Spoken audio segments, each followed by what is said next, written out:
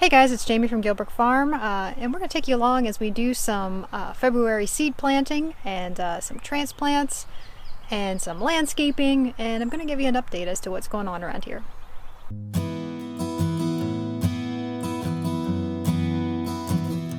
It's kind of crazy. It's almost 7:30 in the morning, and it's about 65 degrees. The past couple days it has been up in the 70s, almost near 80 degrees, and I just don't even know what to make of this weather. It's kind of crazy. So we've been kind of forging ahead with outside work, hoping that we don't get any last minute frosts.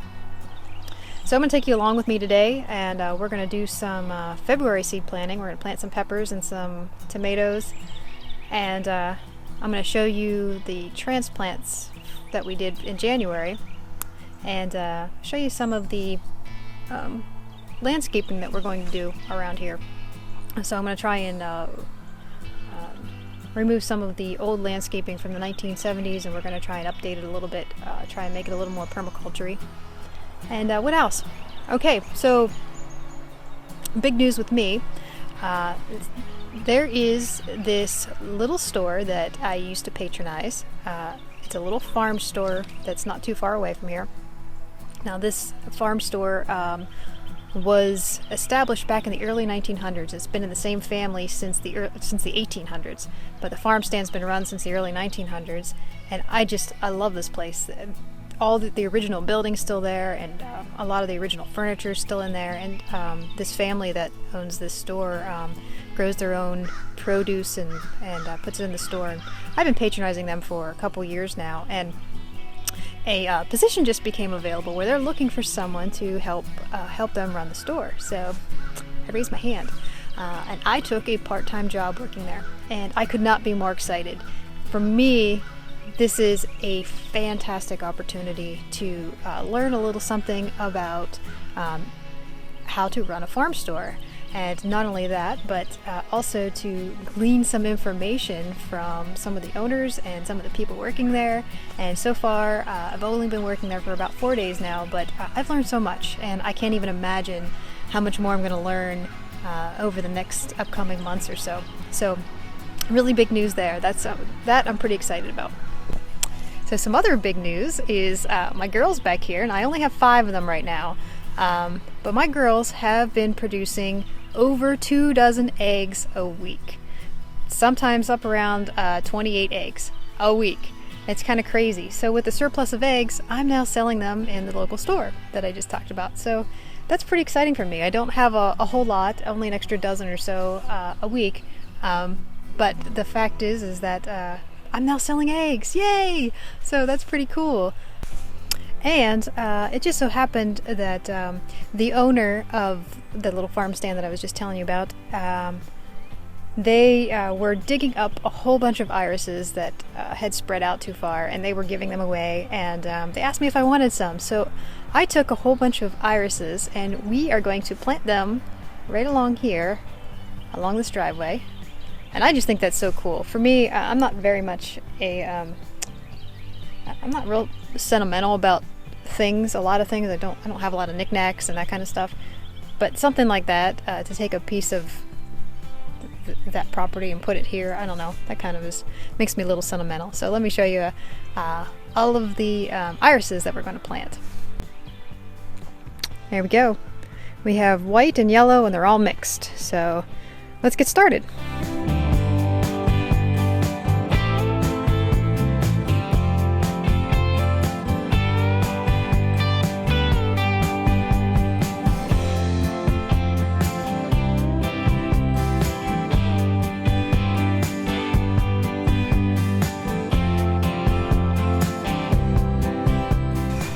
Guys ever have this problem? It seems like as soon as I get a pair of gloves, I wear through them, and it doesn't matter what brand they are or how awesome they are. You get this problem. You can see this one's already a duct tape finger, so I'm gonna have to duct tape this one too. I don't know. I just can't find any really good gloves these days. All right, so we have our irises planted along here. I don't know if they're gonna grow or not. Some of it's pretty rocky over there. But nothing's ever been planted there before, so it should be pretty good soil. There's a lot of worms, and I was digging it up. see how those go. I think I might put a little bit below, and we're gonna spread some around on the rest of the property too. Okay guys, it's about 8:30. Just had a little breakfast break, some eggs and some toast and some really strong Irish tea. And I wanted to also share with you guys something that we have implemented with the chickens. Now, we told you guys in 2 other videos before about how we really have a problem with hawks around here. They live around here. We live in the woods, and we just have tons and tons of hawks. And I was actually just sitting, let me show you here, right there on the porch, right there on the porch, and I was talking to my daughter on the phone, and one came down right here and attacked my little Wyandotte. And she's not little, actually. She's probably about 6 pounds. And I, of course, ran down there, got into the fence, and probably was within less than 5 feet of that hawk before it took off. And she's all right. She was a little shaken up. She lost quite a bit of feathers, but she wasn't injured, so she's good to go. But we decided to step it up and to figure out this string solution. So I wanted to share that with you because this is another update. So we have the mobile electric fence here, and what we ended up doing was we have like these old garden hooks for like hanging baskets, and we put a couple of these up around the perimeter, and we used mason line, and we used fluorescent mason line. Sorry about the lighting here, it's really bright, to kind of string it up around the coop. Now, I know that the you can see it's kind of a spider web. I guess the rule is to have it be about 2 feet apart, and it is not 2 feet apart in all the areas. Some of it's a little bit further, some of it's a little bit closer. But, knock on wood, we have not had any issues with hawks so far. Now, they do fly over, and the birds get freaked out, and they run in to their coop or near it. But so far, they have not attacked. So I do think it's working. So if you guys have a mobile fence and you have problems with hawks, you definitely might want to try this. And it's kind of crazy. We have it wrapped around different trees here. And it's a little bit more of a hassle to move the coop, and we're going to end up having to do that today. So they've been on this pasture area for about 2.5 weeks now, and they've tore it up pretty good. So we're about ready to move them. So it'll take a little bit longer to get them moved, but well worth it to not lose chickens. All right, let's move on. Okay, so this is our next project of the day. I don't know if you can see this behind me, but we have this really, really ugly 1970s landscaping. And what you see up front here is monkey grass, which I absolutely despise, and some old bushes, greenery, and actually a gardenia that I planted a couple years ago. And what I'm going to do is we're going to clean this all out. I'm going to get rid of all this monkey grass here and probably transplant it somewhere, like maybe around our well house, I think is what I'm going to do with it. And I might mix some of those irises in with the monkey grass. That might look pretty. I think I might dig out this middle bush here, and what I want to try and do is turn this into some sort of edible landscaping. Now, this particular spot right here, you can see there's a little bit of sunlight here, but for the most part this is north facing. It's almost true north facing. It does not get very much light except for early morning, and so not a lot can grow here. I was actually thinking of possibly getting some wine cap mushrooms in and planting them somewhere along the back here, and maybe over in this section where we don't get very much sunlight at all. But for right now, until we have a plan in place, I'm just going to clean this all out, and I'll show you what I did to the other side. So we'll come over here, and this is the other side. And I'm going to get better lighting here. So this is the other side, and I left these 3 bushes in here so that, we don't have a bare wall. But I cleaned this all out, and I'm starting to plant some vegetables in here. I planted right back there, what did I plant? An artichoke. I don't know if it's going to grow, but I planted an artichoke in there. And you guys can see my peas. And my last video, my January seed starting, we planted peas. So let's show you those. These are my gray dwarf, or my gray dwarf. And they are coming up beautifully right along this fence. So we're going to be, like I said, planting more in here, more vegetables as I start growing them out.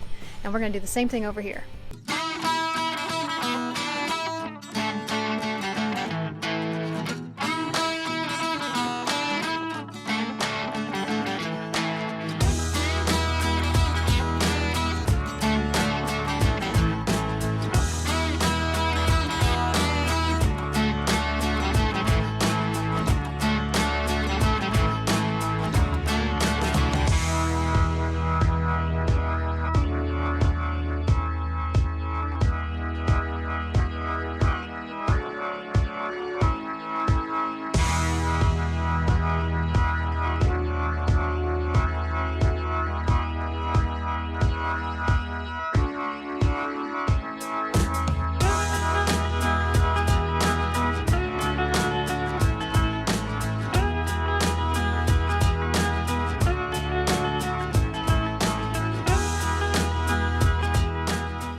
Okay, so that is just about done.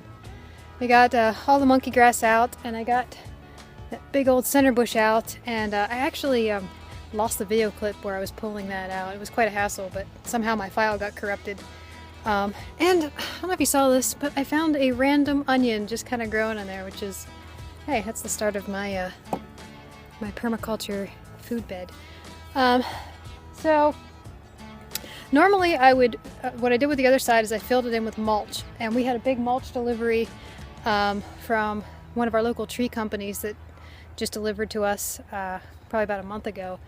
Normally I would fill this all in with mulch and just kind of let it break down, but my understanding is that wine cap mushrooms don't do well with cedar chips, and there's a lot of cedar in that wood pile. If you guys know anything about growing wine cap mushrooms, we've never grown them before, let me know your thoughts on that, if you guys know if I can put the cedar chips in here or not. So I'm going to hold off on that for right now.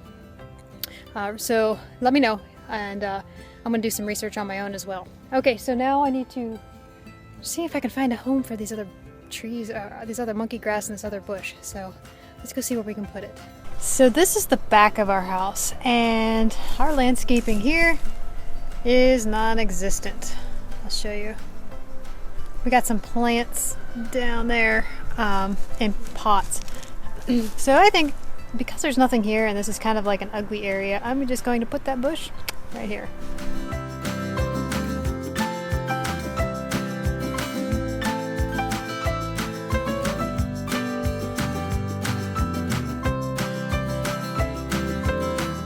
Okay, so this is our well house, and I think what I'm going to do is I'm just going to plant the monkey grass around here and alternate it with some of those irises that I have. I think that might look nice.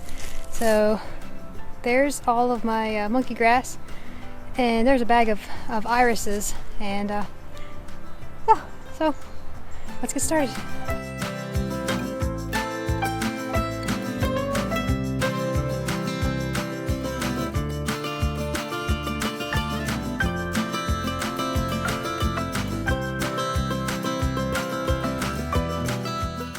Okay, so here's our front landscaping, and I'm trying to convert this into, like I said, like a food bed, but also I want to plant pollinators in here. You can see I planted some of the irises in here, and right there is one of my artichokes that I had started in January. And then I already showed you this, but these are my dwarf gray peas, and these guys are doing absolutely fantastic. I'm really impressed with how well they're germinating. Here's the landscaping we just cleared this morning, and I'm going to need to trim these bushes up. And we're going to head over to the garden.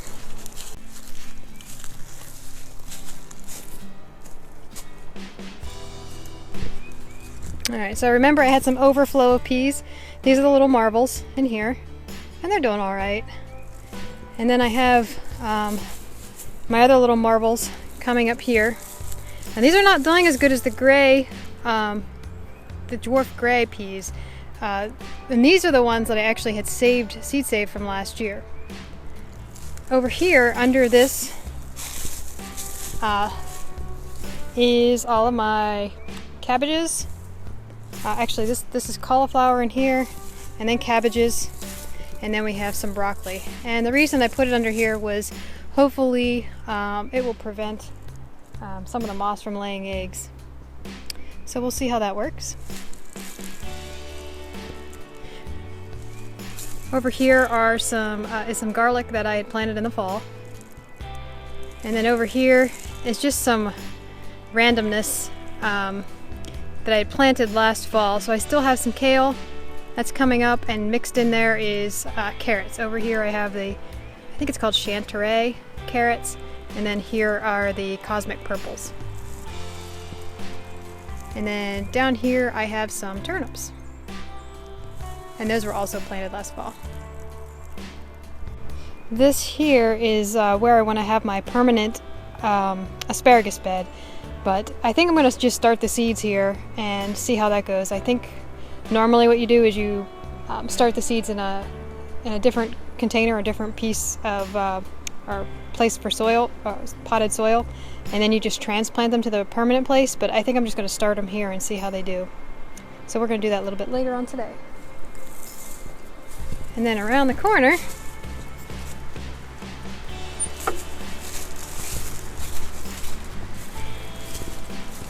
because this is my way of extending my garden, looks like some critters were, I don't know if you can see that, but it looks like some critters were eating my artichoke. But here's my artichoke, and I have a couple more of them. So right there's one, and there's one that's missing a leaf.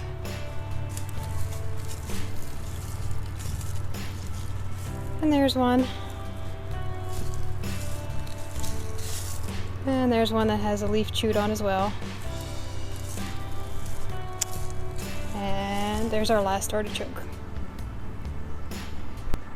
So that's the garden so far. Let's go inside. I'm gonna go grab some of the foam trays, and we're gonna start some of the peppers and tomatoes. Let's get going. Okay, so I ran inside and I got my seeds, and I found that two of my seed packets, at least I think it was only two, burst open, and now I have like this mix of seeds. I think it's beets and lettuce. I'm not 100% sure, but I think I'm just gonna scatter it right here in this front landscaping bed. I mean, I don't know, I think that's what they used to do back during the Tudor era, is they just kind of used to throw a whole bunch of seeds in the ground. And I'm not talking about the organized gardens, I'm talking about the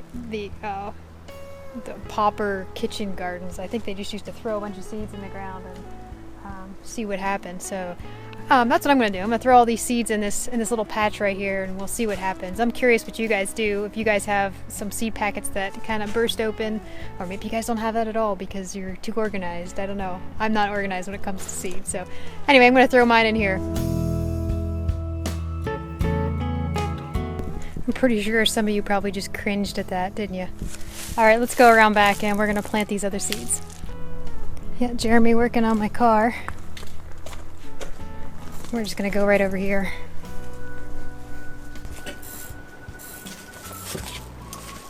All right, so let's see what we got here. We have some green peppers from last year. Some Italian peppers from last year. More green peppers from last year. Pepper Horizon. St. Pierre from last year. Yellow pear tomatoes. Romanesco from last year. Brandywine. White cherry. This was a free sample. It's a black tomato. Black Verniciage. I don't know. There's our asparagus we need to plant. Napa Chardonnay tomatoes. More banana peppers. Red Marconi peppers. Fox cherry peppers. Amish paste. Put my peppers in the place. Roma tomatoes. And And I probably won't plant these, but these are my ground cherries I planted last year, but they were pretty good. Okay.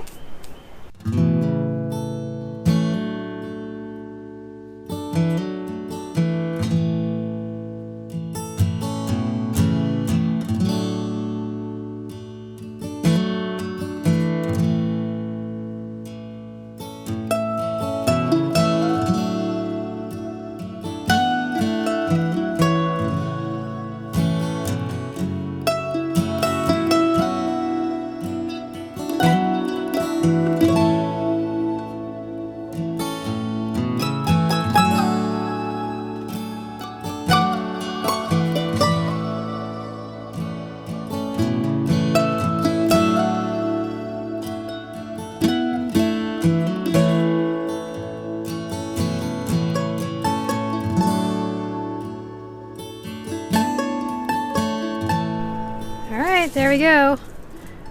Those are our February seeds that we planted. And I have a blank one here because there's nothing planted here. I only have the first 4, so I know next time when I go to add on where the end point is. So I just put them in this container of water, same as January, misted them down, and we're gonna go put them under the grow lights. Alright guys, so you guys who watched the January seed video are familiar with this setup. So here are the new tomatoes and peppers we just stuck in. Back there are my onions that we had started back in January. They're doing pretty well. And here are some new things that I planted. After I transplanted the cabbage and broccoli, I threw a couple new things in here. So we have some lettuce and spinach and chard and a couple other things. And over there is my celery that's still going at it. So right now we're going to go outside and go plant the asparagus. Alright, so we're out here in the garden and I have my Mary Washington asparagus. And I'm not quite sure if I should be planting this now outside or not. It's the end of February. It is like 75 degrees right now. We've had this run with this hot weather.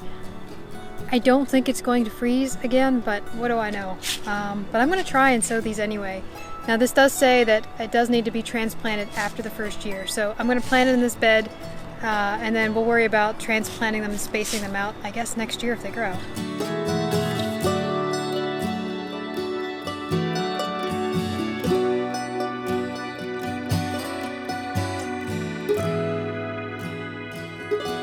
Well, that's about it, guys.